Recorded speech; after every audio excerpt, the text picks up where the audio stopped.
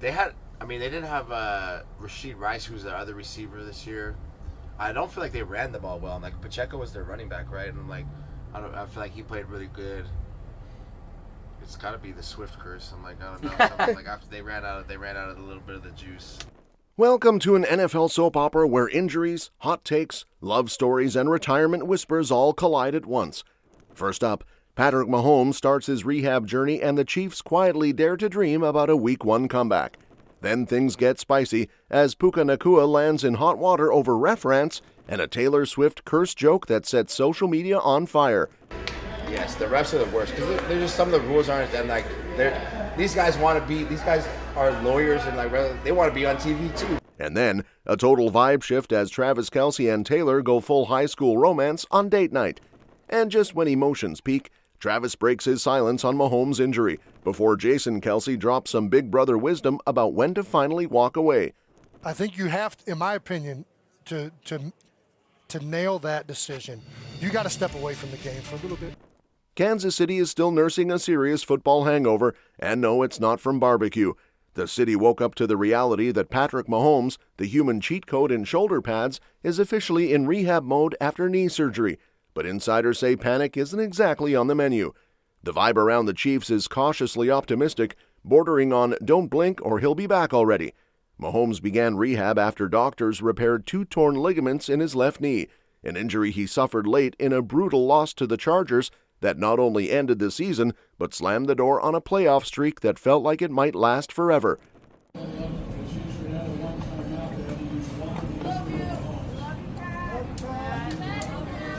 Sources say the surgery went smoothly, and the expectation inside the building is that Mahomes could realistically target an early season return next year, with Week 1 quietly circled on a lot of calendars in permanent marker. The usual recovery window for this kind of knee injury is roughly 9 months, but people close to the team hint that Mahomes doesn't exactly follow normal timelines. Insiders describe him as borderline obsessive about preparation, rehab, and routines, the type who treats recovery like it's 4th and goal in the Super Bowl. He reportedly attacked rehab almost immediately, eager to get moving and itching to be cleared, even if common sense had to tap him on the shoulder and say, "Not yet, buddy."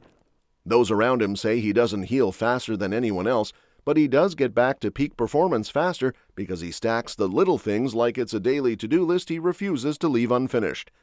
While Mahomes rehabs, Kansas City rolls on with Gardner Minshew running the offense, which feels a bit like borrowing your friend's car after yours gets totaled.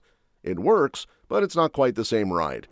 The locker room has felt weird without Mahomes around, though sources say he's still very much present, firing off texts to the quarterback room, offering feedback, encouragement, and the occasional spark to keep everyone locked in.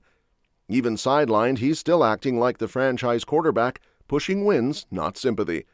And while Kansas City tries to keep things stitched together emotionally, the chaos spills straight into internet land, where Puka Nacua suddenly finds himself trending for all the wrong reasons. Instead of highlights and stat graphics, the Rams wideout is now starring in the unofficial NFL social media courtroom after a late-night Twitch hangout went fully off the rails. It started harmless enough, just Puka chopping it up with popular streamers, but then the conversation took a hard left into the referee slander territory. Clips started flying around of him roasting NFL officials, with sources saying he painted them as wannabe celebrities who loved the spotlight a little too much and might be flexing calls like trophies in group chats. That kind of talk never plays well with the league office. Yes, the refs are the worst because they're just some of the rules aren't. And these guys are lawyers and they want to be on TV too, bro. Like the game is, you don't think he's texting his friends in the group chat like, "Yo, you guys just saw me Sunday Night Football?" Like that was no way. And insiders hint that fines don't exactly enjoy being joked about on live streams. Things didn't cool off there. Another moment from the stream had social media detectives working overtime, showing clips down frame by frame and accusing Nacua of mimicking an offensive gesture during a mock touchdown celebration. Sources close to the situation suggest there was zero malicious intent and a lot of clueless internet chaos, but once Twitter smells blood, logic usually packs its bags and leaves town. Still, the noise kept growing, and then came the comment that really lit the fuse. At some point, the conversation drifted toward Kansas City's shocking season collapse, and Nacua tossed out a half-joking theory that instantly detonated online. He casually suggested the Chiefs might be dealing with a so-called Taylor Swift curse, pointing to injuries, inconsistent offense, and a general loss of juice. The stream laughed, the internet did not. Swift's fan base mobilized like an elite task force, and suddenly Puka was public enemy number one in multiple time zones. They didn't have Rashid Rice, who's their other receiver this year. I don't feel like they ran the ball well. And like Pacheco was their running back, right? And like, I feel like he played really good. It's got to be the Swift curse. I'm like, I don't know. Something like after they ran out of a little bit of the juice. And just as the internet finishes sharpening its pitchforks, the camera suddenly cuts to a totally different vibe where Travis and Taylor are living their best rom-com lives like none of that noise exists. While timelines are melting down, the couple recently popped up at a Kansas City gathering that felt less NFL circus and more high school reunion energy. Kelce was apparently in full nostalgia mode, introducing Taylor to people who knew him way before the beard, the Super Bowls, and the podcast empire. The setting had strong remember when energy, complete with old stories, familiar faces, and the kind of wholesome chaos only former coaches can bring. One of the standout moments came from Kelce reconnecting with his old high school coach, Jeff Rotsky, who couldn't stop glowing about seeing his former player thriving. The coach proudly soaked it all in, hanging with Kelce's family, former teammates, and watching Travis casually exist as both an NFL superstar and a guy who still knows everyone from back in the day. Taylor, meanwhile, was spotted blending into the crowd like a social butterfly, chatting people up, smiling, and proving once again that she can drop into literally any environment and somehow make it feel warmer. This wasn't even their first run-in. Swift and Rotsky had met earlier in the year, and that interaction already left a strong impression. The coach apparently came away convinced she's exactly as kind and down-to-earth as people hope, the type who asks questions, listens closely, and genuinely wants the inside scoop on Kelce's teenage years. She was especially curious about the pre-fame version of Travis, the one with questionable fashion choices and boundless confidence. The whole thing had serious high school vibes, especially considering how far the relationship has come. Kelce and Swift have been together for a couple of years now, and insiders say they've leaned into celebrating the small, personal moments just as much as the headline-grabbing ones. Their engagement earlier this year only added to the fairy tale feel, with the proposal reportedly happening in an intimate, flower-filled backyard that screamed romance instead of spectacle. And while that sweet, sentimental bubble is still floating around Kansas City, reality crashes the party when Travis finally opens up about watching his football world tilt sideways. Kelce didn't sugarcoat a single emotion when he talked about what it felt like losing Patrick Mahomes, and the tone was pure heartbreak mixed with disbelief. Travis sounded like a guy who still couldn't quite process how fast everything unraveled, describing the moment as surreal, almost like watching something that didn't feel real-time. One second you're lining up with your guy, the next second the universe presses fast forward and flips the script.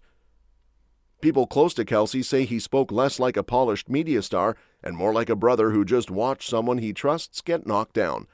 Mahomes isn't just the quarterback in that locker room, he's the emotional engine, the compass, the dude everyone instinctively looks toward when things get weird.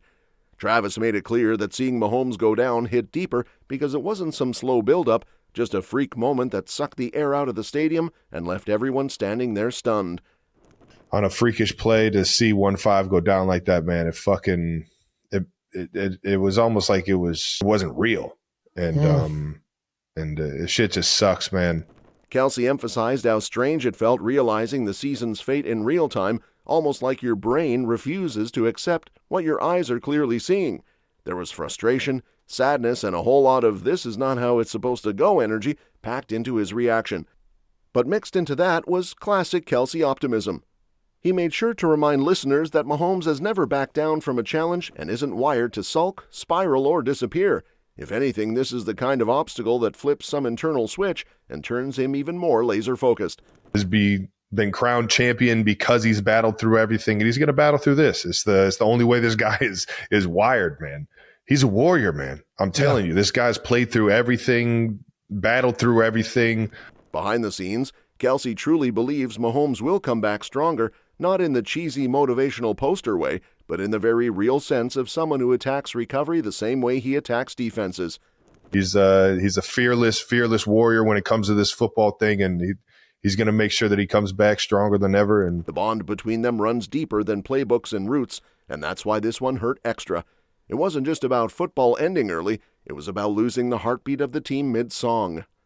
And with that emotional gut punch still hanging in the air, the conversation quietly pivots to something even heavier as Jason Kelce steps in with Big Brother Wisdom mode fully activated. Jason knows exactly what Travis is wrestling with right now because he's already walked that lonely hallway where football suddenly asks you who you are without it. Jason's advice wasn't dramatic or headline chasing, just painfully honest and very on brand for a guy who's lived every snap with his whole soul. The message was basically to slow down, breathe, and not make a life-altering decision while emotions are still doing backflips. I think you have, in my opinion, to nail that decision, you got to step away from the game for a little bit. Jason believes the answer doesn't come during interviews, group chats, or even film sessions. It comes when the noise dies down. His thinking is that Travis needs to finish out the season, soak in every last moment with teammates, laugh in the locker room, curse a little, maybe cry a little, and then step away long enough for clarity to sneak up on him. Jason feels the decision as a weird way of finding you when you finally stop chasing it.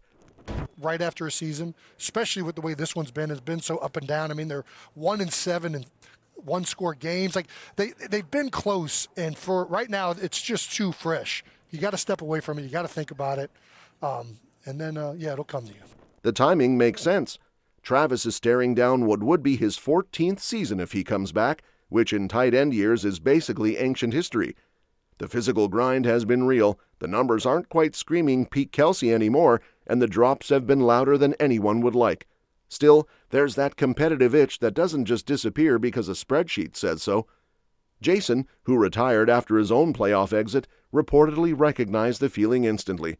He knew it was over the moment he walked off the field, not because someone told him, but because his body and heart quietly agreed. That's the moment Jason thinks Travis needs to wait for. Not a press conference epiphany, not a hot take on TV, just that internal click where everything lines up. That's all for this video, folks. We'll see you next time.